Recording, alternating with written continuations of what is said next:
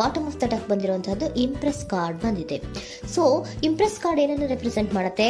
ಕೆಲವೊಂದು ರೀತಿಯ ನಿಮ್ಮ ಲವ್ ಲೈಫಿನ ವಿಚಾರದಲ್ಲಿ ಶಾಂತವಾಗಿರ್ಬೇಕು, ಸಮಾಧಾನವಾಗಿರ್ಬೇಕು, ಒಂದು ಪ್ರೀತಿ ಇರಬೇಕು ಅನ್ನುವಂತಹದ್ದು, ಮತ್ತೆ ಒಂದು ಸ್ಟೇಬಲ್ ಆಗಿರ್ಬೇಕು ಅನ್ನುವಂತಹ ರೀತಿಯಲ್ಲಿ ನೀವು ಆಲೋಚನೆಯನ್ನು ಮಾಡ್ತಾ ಇರುವಂತಹದ್ದು ಬಾಟಮ್ ಆಫ್ ದ ಡೆಕ್ ಅಲ್ಲಿ ರೆಪ್ರೆಸೆಂಟ್ ಆಗ್ತದೆ.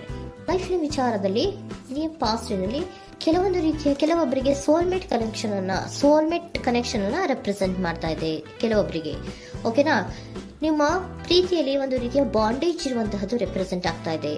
ಹಾರ್ಮೋನಿಗಳು ಇರುವಂತಹದ್ದು ರೆಪ್ರೆಸೆಂಟ್ ಆಗ್ತದೆ ಕೆಲವೊಬ್ಬರಿಗೆ. ಓಕೆನಾ? ಮತ್ತೆ ಕೆಲವೊಬ್ಬರಿಗೆ ನಿಮ್ಮ ಲವ್ ಲೈಫ್ ನ ವಿಚಾರದಲ್ಲಿ ಥರ್ಡ್ ಪಾರ್ಟಿ ಸಿಚುಯೇಷನ್ ಅನ್ನ ರೆಪ್ರೆಸೆಂಟ್ ಆಗ್ತಾ ಇದೆ. ಓಕೆನಾ? ಥರ್ಡ್ ಪಾರ್ಟಿ ಸಿಚುಯೇಷನ್ಸ್ ಅನ್ನ ರೆಪ್ರೆಸೆಂಟ್ ಮಾಡ್ತದೆ ನಿಯರ್ ಪಾಸ್ಟಿನಲ್ಲಿ ನಿಮಗೆ. ನೆಕ್ಸ್ಟ್ ಕಾರ್ಡ್ ಬಂದಿರುವಂತಹದ್ದು ಪೇಜ್ ಆಫ್ ಸೋರ್ಟ್ಸ್ ಬಂದಿದೆ. ಥರ್ಡ್ ಕಾರ್ಡ್ ಬಂದಿರುವಂತಹದ್ದು ಯಾವುದು? ನಿಮಗೆ ಪೇಜ್ ಆಫ್ ಸೋರ್ಟ್ಸ್ ಬಂದಿದೆ. ಸೊ ಕ್ಯೂರಿಯಾಸಿಟಿ ಇದ್ದಂತಹ, ನಿಮ್ಮ ಲವ್ ಲೈಫಿನ ವಿಚಾರದಲ್ಲಿ ಒಂದು ಕ್ಯೂರಿಯಾಸಿಟಿ ಇದ್ದಂತಹ, ಒಂದು ರೀತಿಯ ಬಾಂಡೇಜ್ ಇದ್ದಂತಹ, ಸ್ವಲ್ಪ ನೀವು ಮಾತಾಡಿರುವಂತಹ ಸಾಧ್ಯತೆಗಳು ರೀಸೆಂಟ್ ಪಾಸ್ಟ್ ನಲ್ಲಿ ರೆಪ್ರೆಸೆಂಟ್ ಆಗ್ತಾ ಇದೆ. ಸೊ ನಿಮ್ಮ ಲವ್ ಲೈಫಿನ ವಿಚಾರವಾಗಿ ಒಂದು ರೀತಿಯ ಬಾಂಡೇಜ್ ಇರುವಂತಹದ್ದು, ನೀವು ಕೆಲವೊಬ್ಬರಿಗೆ ಥರ್ಡ್ ಪಾರ್ಟಿ ಸಿಚುಯೇಷನ್ ಮತ್ತೆ ಕೆಲವೊಬ್ಬರಿಗೆ ಸೋಲ್ಮೇಟ್ ಕನೆಕ್ಷನ್ ಅನ್ನ ರೆಪ್ರೆಸೆಂಟ್ ಮಾಡ್ತಾ ಇದೆ. ಮತ್ತೆ ನಿಮ್ಮ ಲವ್ ಲೈಫಿನ ವಿಚಾರದಲ್ಲಿ ನೀವು ಮಾತಾಡಿರುವಂತಹದ್ದು ಕೂಡ ಕೆಲವೊಂದು ರೀತಿಯ ಮಾತುಕತೆಗಳು ಆಡಿರುವಂತಹದ್ದು, ಹೊಸ ಐಡಿಯಾಗಳನ್ನ ಮಾಡಿರುವಂತಹದ್ದು ಇಲ್ಲಿ ರೆಪ್ರೆಸೆಂಟ್ ಆಗ್ತದೆ. ಮೇ ಬಿ ನೀವು ಫ್ರೆಂಡ್ಸ್ ಗಳ ಮೂಲಕ ನೀವು ನಿಮ್ಮ ಪರ್ಸನ್ ಅನ್ನ ಭೇಟಿಯಾಗಿರಬಹುದು. ಯಾವುದೋ ಕೆಲವೊಂದು ಫಂಕ್ಷನ್ ಗಳಲ್ಲಿ ನೀವು ನಿಮ್ಮ ಪರ್ಸನ್ ಅನ್ನ ಭೇಟಿಯಾಗಿರುವಂತಹ ಸಾಧ್ಯತೆಗಳು ಇದೆ ಅನ್ನೋದನ್ನ ನಿಮ್ಮ ಪಾಸ್ಟ್ ನಲ್ಲಿ ರೆಪ್ರೆಸೆಂಟ್ ಮಾಡ್ತಾ ಇದೆ.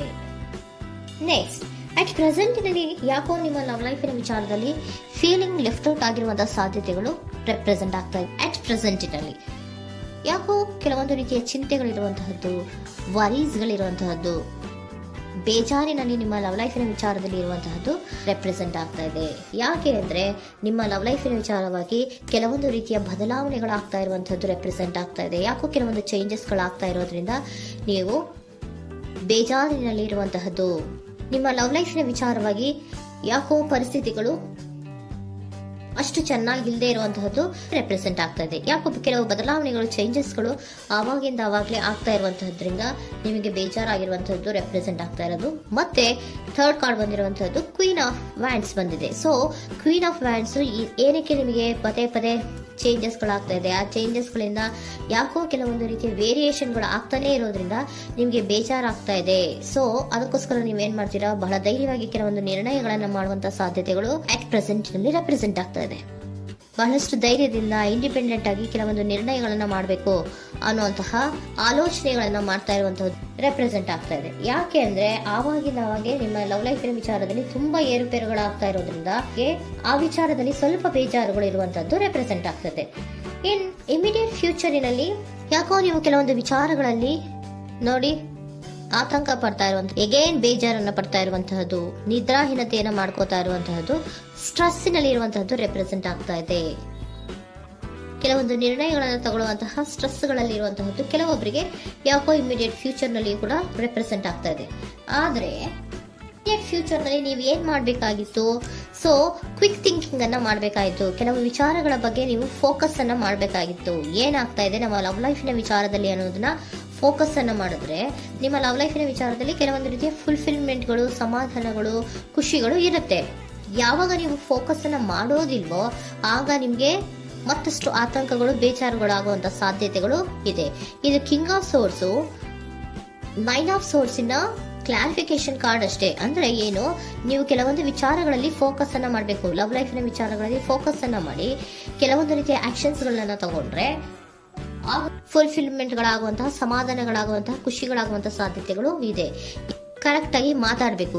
ಏನ್ ಮಾತಾಡಬೇಕು ನಿಮ್ಮ ಲವ್ ಲೈಫಿನ ವಿಚಾರವಾಗಿ ಕರೆಕ್ಟ್ ಆಗಿ ಮಾತಾಡಿ ಕೆಲವೊಂದು ರೀತಿಯ ಕ್ಲಿಯರ್ ಥಿಂಕಿಂಗ್ ಅನ್ನ ಮಾಡಿ ಕ್ವಿಕ್ ಆಕ್ಷನ್ಸ್ ಅನ್ನ ತಗೊಳ್ಳುವಂತಹದ್ದು ರೆಪ್ರೆಸೆಂಟ್ ಆಗ್ತಾ ಇದೆ. ಓಕೆನಾ? ಇದಿಷ್ಟು ನಿಮ್ಮ ಕಾರ್ಡ್ಸ್ ನ ರೀಡಿಂಗು. ನೆಕ್ಸ್ಟ್, ಏಂಜಲ್ ಗೈಡೆನ್ಸ್ ನಿಮ್ಗೆ ಏನ್ ಹೇಳ್ತಾ ಇದ್ದಾರೆ ಅನ್ನೋದನ್ನ ನೋಡೋಣ. ನಿಮ್ಮ ಲವ್ ಲೈಫಿನ ವಿಚಾರವಾಗಿ ಏಂಜಲ್ ಗೈಡೆನ್ಸ್ ಏನ್ ಕೊಡ್ತಾ ಇದ್ದಾರೆ? ವೇಟ್ ಅಂತ ಹೇಳ್ತಾ ಇದ್ದಾರೆ. ಸ್ವಲ್ಪ ತಾಳ್ಮೆಯಿಂದ ಇರೋ, ಅವಸರದಲ್ಲಿ ಯಾವ ನಿರ್ಧಾರವನ್ನ ಕೂಡ ಮಾಡಬೇಡ ಅನ್ನೋದನ್ನ ಏಂಜಲ್ ಗೈಡೆನ್ಸ್ ಕೊಡ್ತಾ ಇದ್ದಾರೆ. It's up to you. ಇದು ಎಲ್ಲ ನಿನಗೆ ಬಿಟ್ಟಿರುವಂತಹದ್ದು. ಬೇಗ ಬೇಗ ಕೆಲವೊಂದು ನಿರ್ಧಾರಗಳನ್ನ ಕ್ವಿಕ್ ಥಿಂಕಿಂಗ್ ಅನ್ನ ಮಾಡಿದ್ರು ಕರೆಕ್ಟ್ ಆಗಿ ಕ್ಲಿಯರ್ ಥಿಂಕಿಂಗ್ ಅನ್ನ ಮಾಡಬೇಕು. ಸೊ ಕ್ಲಿಯರ್ ಥಿಂಕಿಂಗ್ ಅನ್ನ ಮಾಡೋದಕ್ಕೆ ಲವ್ ಲೈಫ್ ನ ವಿಚಾರವಾಗಿ ಸ್ವಲ್ಪ ಟೈಮು ಬೇಕಾಗುತ್ತೆ. ಅದಕ್ಕೋಸ್ಕರನೇ ಏಂಜಲ್ ಗೈಡೆನ್ಸ್ ನಿಮ್ಗೆ ಏನ್ ಕೊಡ್ತಾ ಇದ್ದಾರೆ, ಸ್ವಲ್ಪ ವೇಟ್ ಮಾಡಿ. ಇಟ್ಸ್ ಅಪ್ ಟು ಯು, ಇದು ನಿಮ್ಗೆ ಬಿಟ್ಟಿರುವಂತಹದ್ದು. ಪರ್ಫೆಕ್ಟ್ ಟೈಮಿಂಗ್, ಕೆಲವೊಂದು ವಿಚಾರಗಳಿಗೆ ಪರ್ಫೆಕ್ಟ್ ಟೈಮಿಂಗ್ ಅನ್ನೋದು ಅಥವಾ ಡಿವೈನ್ ಟೈಮಿಂಗ್ ಅನ್ನೋದು ಬರಬೇಕು. ಆಗ ಕೆಲವೊಂದು ನಿರ್ಣಯಗಳನ್ನ ಮಾಡಬಹುದು. ಸ್ವಲ್ಪ ನೀವು ಈಗ ಯಾವುದೇ ರೀತಿಯ ಅವಸರದ ನಿರ್ಧಾರಗಳನ್ನು ಮಾಡೋದು ಬೇಡ ಅಂತ ಹೇಳ್ತಾ ಇದ್ದಾರೆ. ಓಕೆ, ಸರೆಂಡರ್ ಕಾರ್ಡ್ ಏನ್ ಹೇಳ್ತಾ ಇದ್ದಾರೆ ಅನ್ನೋದನ್ನ ನೋಡೋಣ. So surrender frustration doesn't open any doors. The key to resolving a dilemma, dissolving a block, is to take a breath, center yourself and regroup so may approach the situation more calmly.